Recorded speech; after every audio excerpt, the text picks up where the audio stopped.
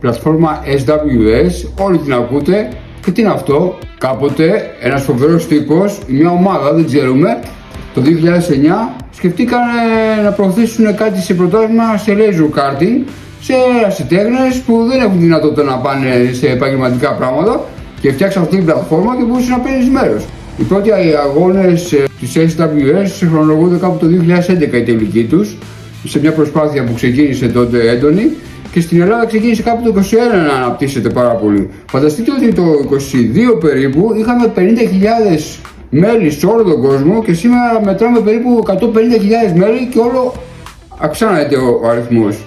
Φέτος στην Ελλάδα έχουμε 6 πίστες, ενώ το 2021 είχαμε μόνο μία, και σε όλο τον κόσμο πλησιάζουμε πάνω από τις 750 πίστες σε όλο τον κόσμο, ξαναλέω, πάνω από 70 χώρες. Καταλαβαίνετε τι συμβαίνει.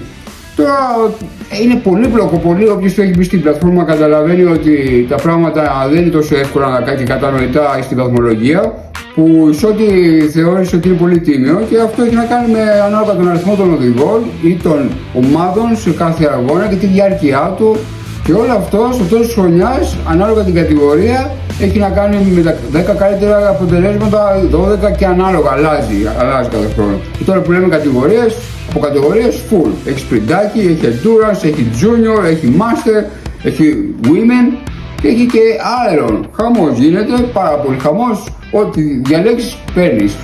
Σε μια μικρή αναδρομή όσο προλαβαίνουμε, μπορούσαμε να πούμε ότι το 22 είχε μόνο 25 ομάδες δηλωμένες στην Ελλάδα, το 23-43, το 24-73, και φτάσαμε το 25 να μετράμε περίπου 85 ομάδες στην Ελλάδα.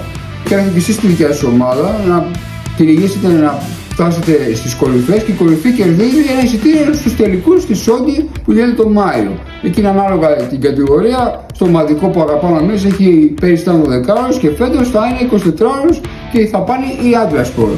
Τι, εσύ ακόμα δεν έχεις κάνει εγγραφή στην πλατφόρμα της SWS, δεν σε έχω πείσει?